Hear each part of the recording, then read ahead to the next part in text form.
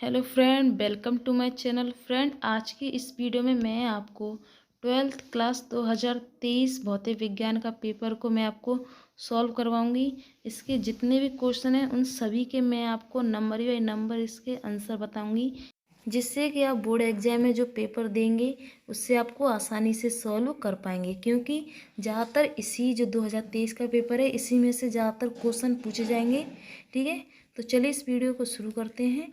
Video शुरू करने से पहले अगर आप मेरे चैनल पर पहली बार हैं तो चैनल को सब्सक्राइब करके नोटिफिकेशन ऑल कर देना, जिससे कि मेरे आने वाली हर नई वीडियो की नोटिफिकेशन आपको तुरंत ही देखने को मिल सके।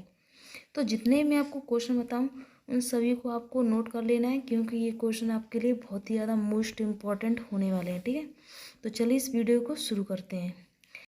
तो चलिए इस पेपर को पहले मैं आपको पढ़ के बता देती हूँ कि इस पेपर में क्या क्या दिया गया है। ठीक है, तो यहाँ पर पेपर में सबसे पहले यहाँ पर आपको समय दिखाई दे रहा है कितना, 3 घंटे 15 मिनट। ठीक है, तो यहाँ पर समय कितने, 3 घंटे 15 मिनट इस पेपर को सॉल्व करने में। ठीक है, तो यहाँ पर लिखा है सभी प्रश्न अनिवार्य हैं यानी, और दूसरा लिखा है सभी प्रश्नों के आंतरिक अंग उनके सम्मुख हैं। तो यहाँ पर आप देख सकते हैं कि जितने भी क्वेश्चन हैं उनके आगे उनके अंक हैं कि इस क्वेश्चन पर इतने अंक दिए जाएंगे। ठीक है, तो सबसे पहला क्वेश्चन है कि सबसे बड़ी तरंग दैर्घ्य की वैद्युत चुम्बकीय तरंगे हैं। ठीक है, तो इसमें ऑप्शन ए है एक्स किरणें, ऑप्शन बी है रेडियो तरंगे, ऑप्शन डी है सी है परावैंगनी तरंगे, ऑप्शन डी है अवरक्त तरंगे। तो इसका राइट आंसर है रेडियो तरंगे।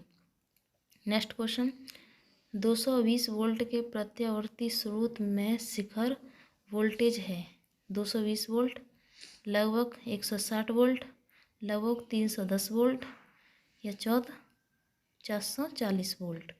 तो इसका राइट आंसर है ऑप्शन सी, ठीक है, 310 वोल्ट।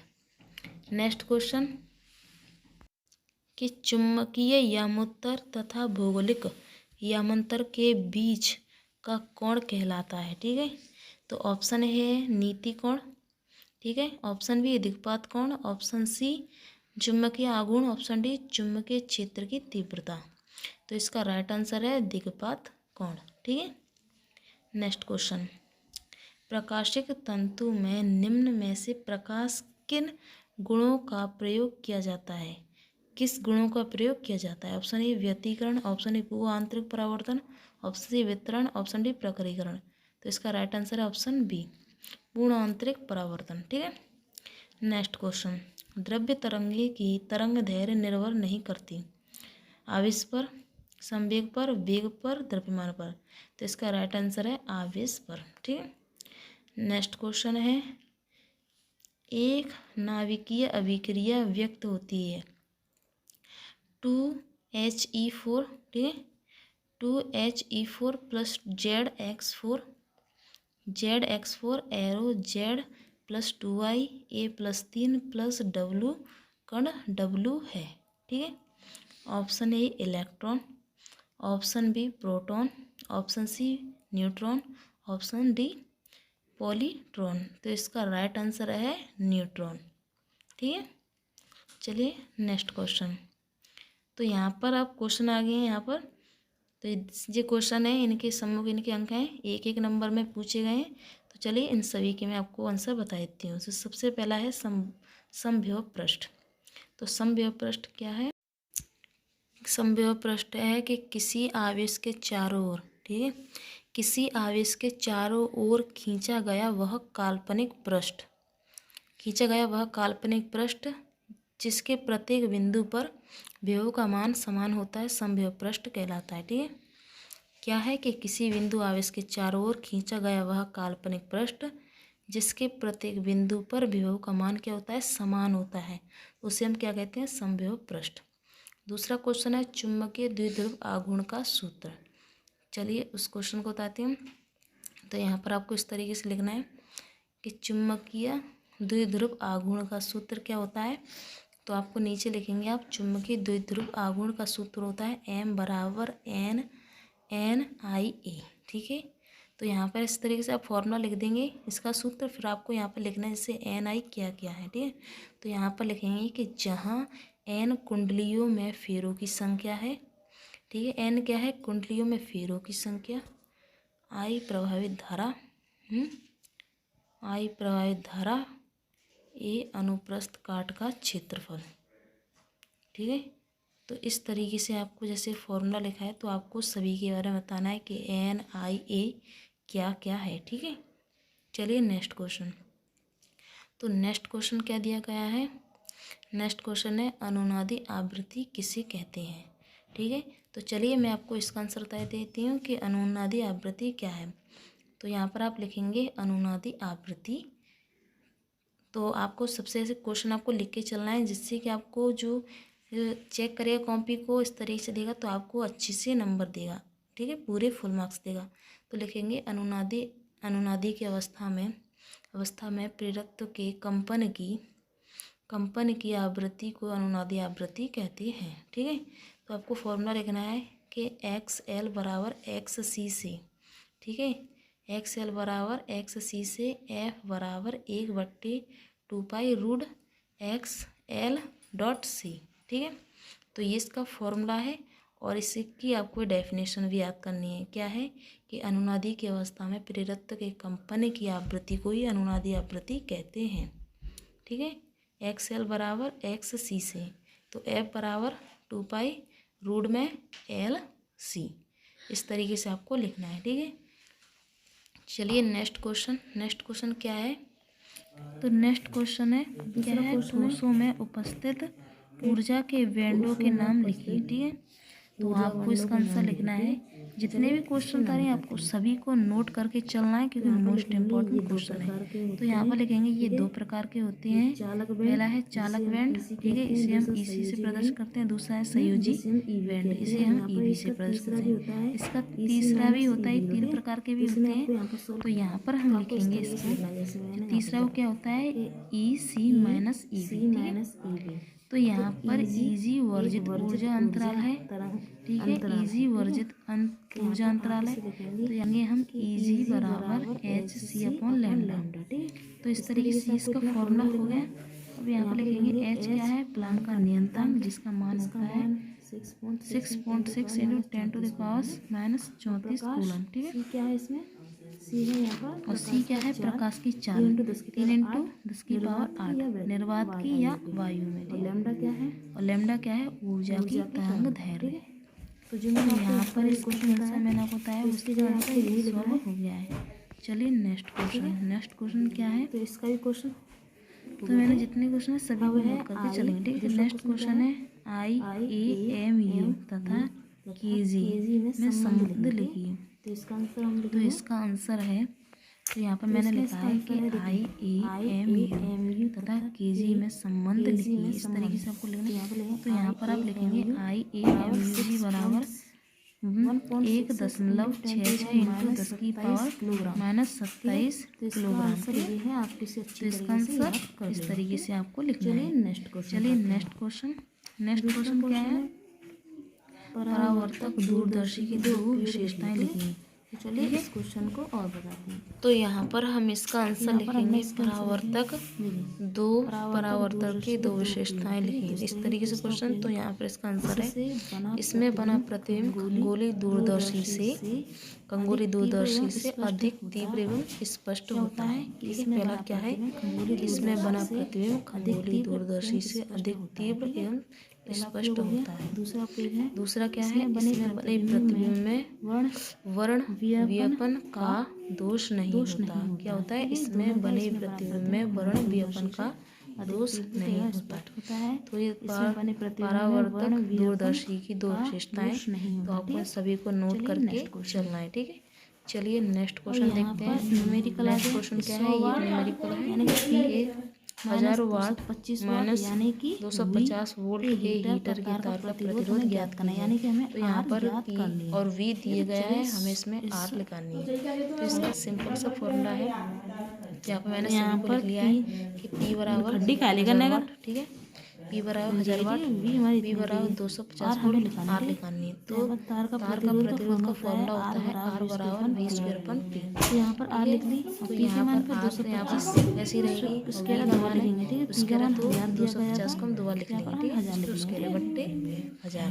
और दो दो जीरो जीरो से दो से जीरो एक जीरो काट ये देंगे, कट जाएंगे, 25 तो गुणा 25 25 गुणा करेंगे तो 25 625 आ जाएगा। यहाँ बची कितनी बट्टे में 10, 10 ठीक है। बचा है तो यहाँ पर 10। अब 10 से हम भाग 625 में देंगे, 2 से हम 10 से भाग देंगे तो यहाँ पर तो ये आंसर लिख एक रहेगा पॉइंट छोड़ के यहाँ पर आ जाएगा, ठीक है। 62.5 ओम। तो यहाँ पर R ठीक का है, मान कितना लिखा रहेगा, जो हमारा R जो हमें 62.5 ओम। निकालनी थी वो यहाँ ये पर इस निकल तरीके आई से है। इसका सॉल्यूशन, तो इस ठीक है। तरीके से आपको सॉल्व करना है, तो ठीक आप है। देख सकते हैं फॉर्मूले तो को। आपको अगर ये न्यूमेरिकल अच्छी आपको तरीके से दिखाई दे रहा है सॉल्व क्वेश्चन। नहीं आया, समझ में नहीं आया हो तो कमेंट बॉक्स में चलिए हम जरूर नेक्स्ट बताना, क्वेश्चन ठीक सॉल्व करते है। ऐसे अच्छी तरीके से नेक्स्ट नेक्स्ट क्वेश्चन है नेक्स्ट क्वेश्चन है, दिखाइए कि 1/μ0 एप्सिलॉन 0 की विमा वेग की विमा के समान है, ठीक है। तो चलिए इस क्वेश्चन को सॉल्व करते हैं। हमें इसमें इनकी विमा बतानी है, ठीक है। तो इसकी हम विमा लिखेंगे कि 1/ε0 1/μ0 व एप्सिलॉन 0 की विमा। तो यहाँ पर μ0 एप्सिलॉन 0 और μ0 की विमा होती है 1/c² की विमा होती है 1/LT-1 और स्क्वायर 2, ठीक है। L-2 T-2, ठीक है। इनकी विमा है, आपको इन्हें अच्छी तरीके से ज्ञात कर लेना है, ठीक है। नेक्स्ट क्वेश्चन है दर्शन कोण क्या होता है, ठीक है। यह दर्शन कोण से क्या तात्पर्य है, किसी भी तरीके से आ सकता है। तो यहाँ पर दर्शन कोण क्या है मैं आपको बताती हूँ। तो दर्शन कोण है कि किसी वस्तु द्वारा आँख पर, इस तरीके से आपको हेडिंग डालनी है। तो लिखेंगे किसी वस्तु द्वारा आँख पर बनाए गए कोण को उस वस्तु का दर्शन कोण कहते हैं, ठीक है। कि किसी वस्तु द्वारा आँख पर बनाए गए कोण को उस वस्तु का दर्शन कोण कहते हैं। इतना आपको केवल लिखना है, आपको फुल मार्क्स मिलेंगे, ठीक है। तो ये ज़्यादातर ऐसे क्वेश्चन 2 या 1 नंबर में पूछे जाते हैं, पर ये क्वेश्चन 2 नंबर में पूछा गया, ठीक है। दूसरा क्वेश्चन है नाभिकीय की द्रव्यमान क्षति से क्या तात्पर्य है, ठीक है। जितने क्वेश्चन तारे बहुत मोस्ट इम्पॉर्टेंट क्वेश्चन है और ये क्वेश्चन 2023 यूपी बोर्ड में 100% आएंगे। तो यहाँ पर इसमें द्रव्यमान में क्षति हमें बतानी है। तो यहाँ पर क्वेश्चन भी लिखा है, तो यहाँ पर इस तरीके से आपको हेडिंग लिखनी है द्रव्यमान में क्षति। तो इसमें लिखेंगे किसी नाभिक का वास्तविक द्रव्यमान, उसमें उपस्थित न्यूक्लियनों व प्रोटोनों व न्यूट्रॉनों के द्रव्यमानों के योग से सदैव कुछ कम होता है। द्रव्यमान के इस अंतर को द्रव्यमान क्षति कहते हैं। यहाँ पर क्षति लिखा है, ठीक है, क्षति कहते हैं। इसमें क्या होता है, जैसे किसी नाभिक का वास्तविक द्रव्यमान है, ठीक है, उसमें उपस्थित जैसे न्यूक्लियन, प्रोटॉन व न्यूट्रॉन के द्रव्यमानों के जो योग होते हैं उसमें सदैव कुछ कम होता है, जिसे हम द्रव्यमान के इस अंतर को ही द्रव्यमान क्षति कहते हैं। That's it. सो आपको इसी तरीके से आपको याद करना है, ठीक है। चलिए नेक्स्ट क्वेश्चन सॉल्व करते हैं। नेक्स्ट क्वेश्चन है नाभिकीय संलयन क्या है, उदाहरण सहित समझाइए। 3 नंबर का क्वेश्चन है, तो चलिए इसे सॉल्व करते हैं। तो नाभिकीय संलयन है, तो इस तरीके से आपको हेडिंग डालनी है नाभिकीय संलयन। तो इसमें लिखेंगे वह नाभिकीय अभिक्रिया है जिसमें 2 हल्के नाभिक आपस में जुड़कर बड़ा और भारी नाभिक बनाते हैं, उसे नाभिकीय संलयन अभिक्रिया कहलाती है, ठीक है। तो इसका उदाहरण है 1H1 + 1H3 एरो 2He4 + ऊर्जा, ठीक है। यहाँ पर H है, ठीक है। तो क्या है नाभिकीय संलयन, कि वह नाभिकीय अभिक्रिया जिसमें 2 हल्के नाभिक आपस में जुड़कर बड़ा और भारी नाभिक बनाते हैं, उस नाभिकीय संलयन कहलाती है। क्या, जैसे 1H1 + 1H3 एरो 2He4 + ऊर्जा। तो आपको छोटी छोटी डेफिनेशन और इतने नंबर इन पे 3-3 नंबर में पूछी गई हैं, तो आपको इन्हें अच्छी तरीके से याद कर लेनी चाहिए, ठीक है। नेक्स्ट क्वेश्चन है रदरफोर्ड के परमाणु मॉडल की व्याख्या कीजिए तथा इसकी कमियों का उल्लेखन कीजिए। ये क्वेश्चन मोस्ट इम्पॉर्टेंट है और ये क्वेश्चन 2000 यूपी बोर्ड में 100% आए और ये कई बार पूछा भी गया है, ठीक है। तो आपको हेडिंग डालनी है रदरफोर्ड का परमाणु मॉडल। तो लिखेंगे सन 1911 ईस्वी में रदरफोर्ड ने परमाणु संरचना के लिए अल्फा कणों के प्रकरीकरण प्रयोग से प्राप्त निष्कर्ष के आधार पर एक मॉडल प्रस्तुत किया, जिसे रदरफोर्ड का परमाणु मॉडल कहते हैं।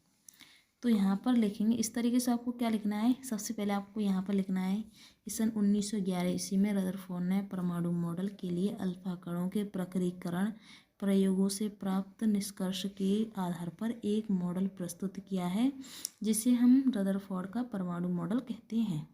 इतना सबसे पहले आपको लिखना है। फिर नीचे लिखेंगे आप कि इसके अनुसार, यहाँ से आपको शुरू करना है। क्या करना है कि परमाणु का अधिकांश भाग खोखला व गोलाकार होता है, जिसकी त्रिज्या 10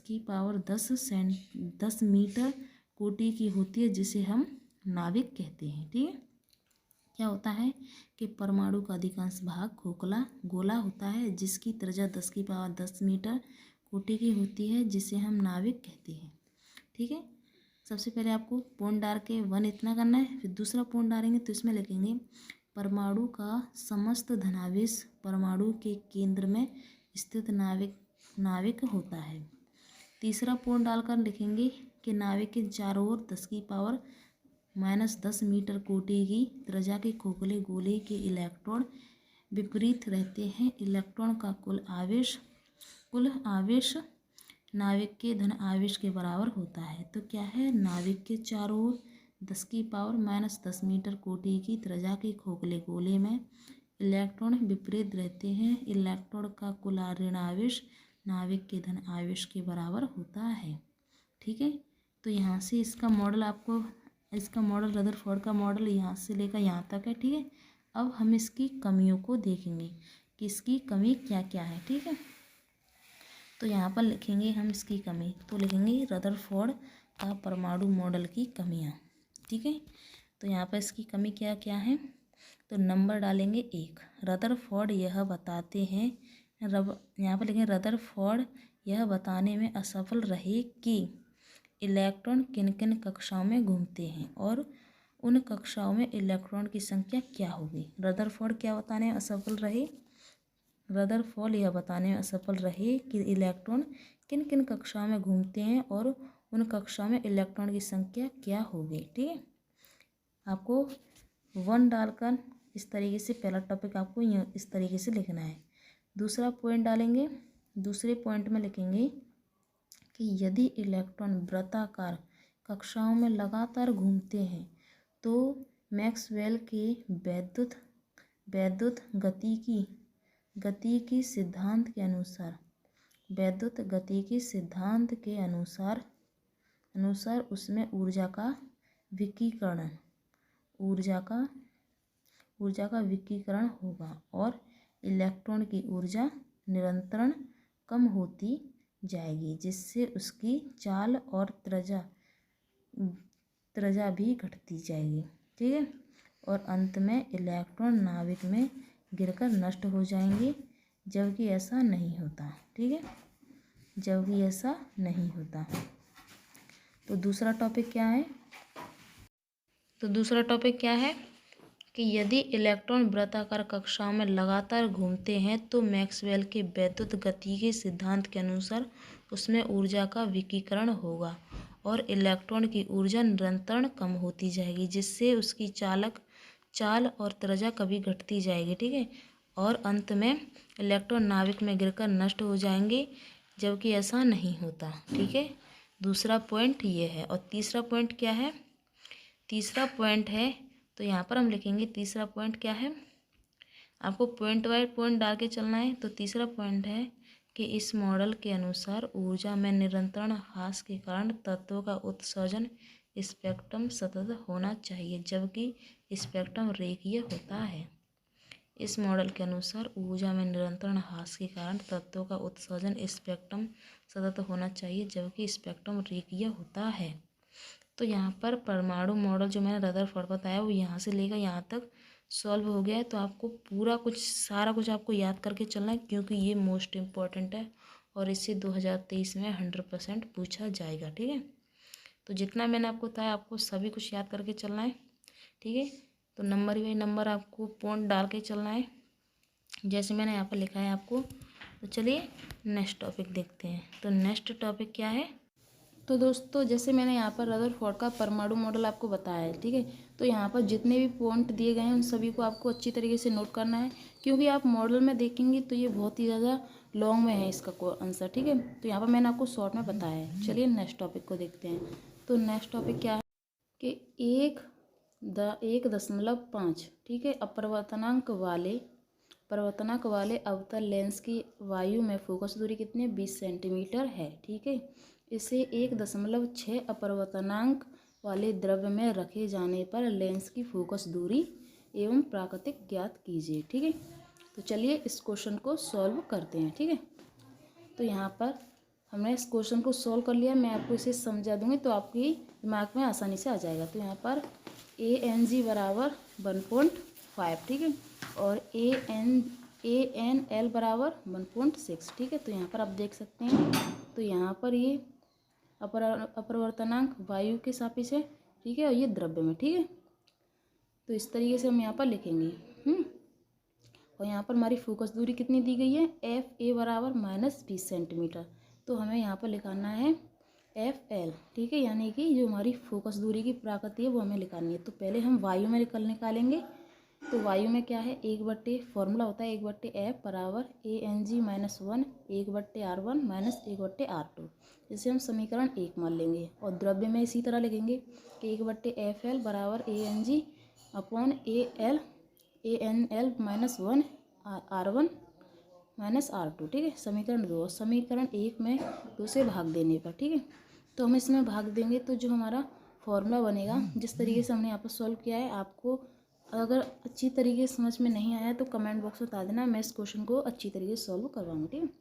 तो इस तरीके से लिखेंगे FL अपॉन FA बराबर ANG -1 ANG ANL, ठीक है, ANL, ठीक है। तो यहाँ पर जितने ऐसे मान दिए गए उन सभी को हम इस तरह लिख लेंगे। ANG का मान 1.5 -1.1, इसी तरह वहाँ पर 1.5 -1.6 इंटू में 1.6 इंटू -20 सेंटीमीटर, ठीक है। तो इसमें से हम 1.5 में से 1 घटाएंगे तो 0.5 बचेगा, ठीक है। इसमें से हम घटाएंगे तो 0.1 घटेगा, ठीक है। और इसमें हम गुणा करेंगे तो -32 आएगा, ठीक है। और इसका जो आंसर निकलेगा वो निकलेगा 160 सेंटीमीटर, ठीक है। तो इस तरीके से इसका ये आंसर लिखा गया। अगर आपको ये अच्छी तरीके से समझ में नहीं आया हो तो मैं इस क्वेश्चन को नेक्स्ट वीडियो में अच्छी तरीके से आपको सॉल्व करके बताऊंगी, ठीक है। तो चलिए अब नेक्स्ट क्वेश्चन को देखते हैं।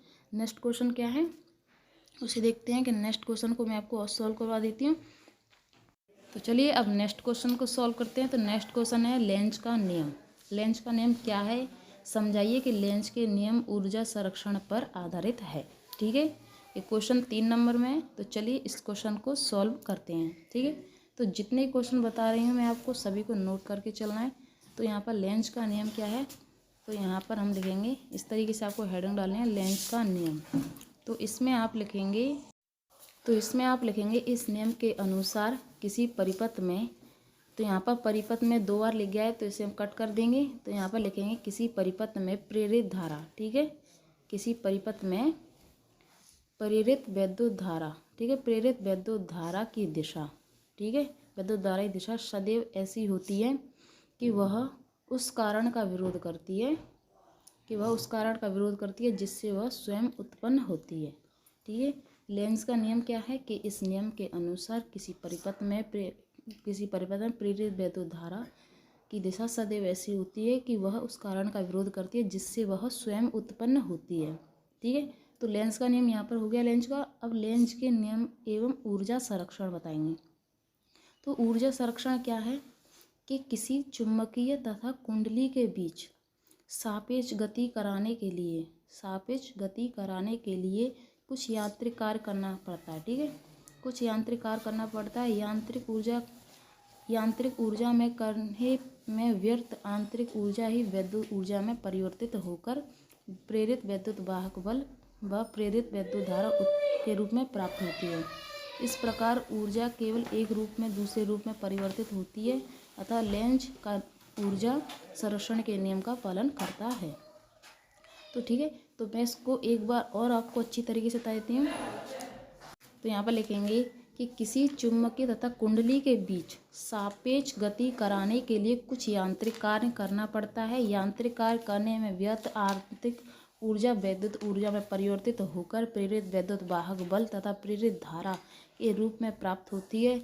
इस प्रकार ऊर्जा केवल एक रूप से दूसरे रूप में परिवर्तित होती है, अतः लेंज का ऊर्जा संरक्षण के नियम का पालन करता है।